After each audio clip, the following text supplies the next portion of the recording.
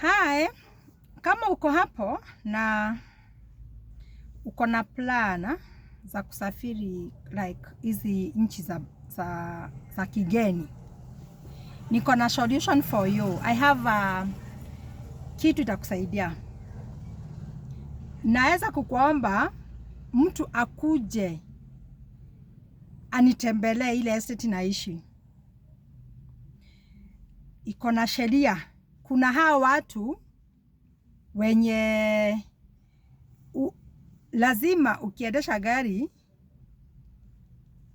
unaendesha kama yani you don't even care. Kuna watu hawafuati sheria za barabara. So kuna mtu nitamuomba mkuje mtembelee estate yetu. I will invite you to come and visit me. Kwetu na najua kila watu wengi wanajua hiyo estate. Na ningetaka mtu inbox aniandikie hapo kwa comment kama anajua hiyo estate. Kama haujui, just comment uniandikie au univite. Nitakuinvite ukuje unitembelee. Na kama uko na dereva yeyote unajua, your cousin, your friend, your brother, your sister, mtu yeyote ni driver, just plug me na yeye, nitamsaidia. Invite mahali mimi huishi. Unajua sheria za huko hauwezi pitisha speed ya 20. Ukiingia pale kwa gate ushapewa kadi. Unaambiwa hakuna kupita speed ya 20. Kama utapita fine ni 1000.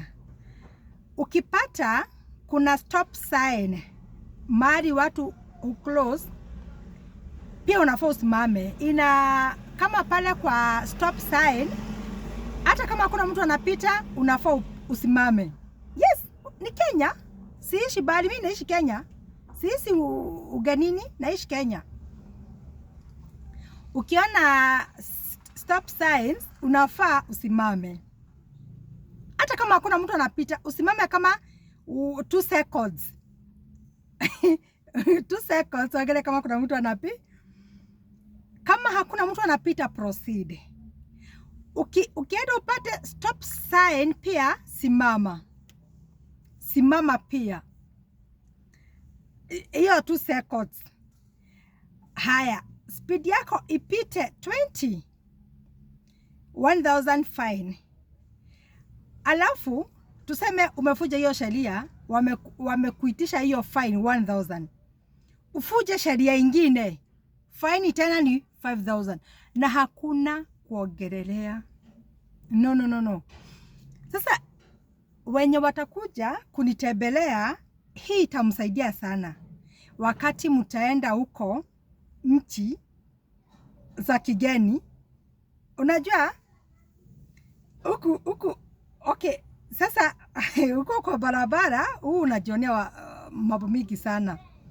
Kuna watu hawataki kufuata sheria.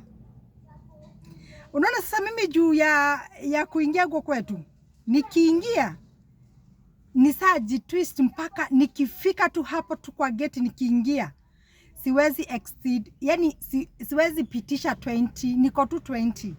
But wakati sana toka nikienda, nikifika tu kwa highway na kanyaganga hata nasahau.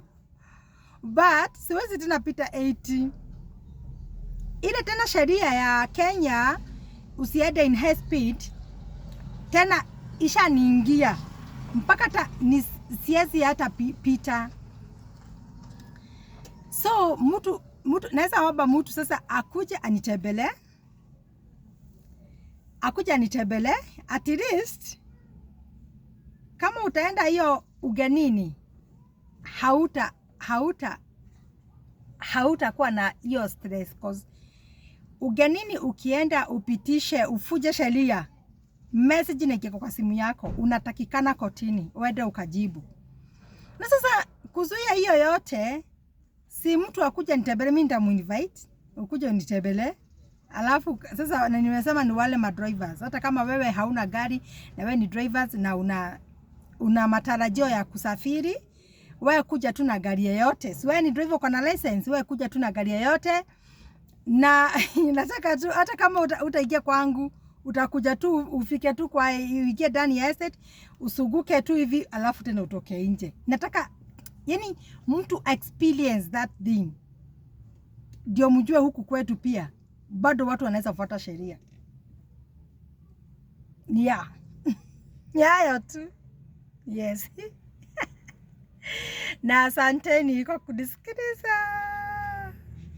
Yes.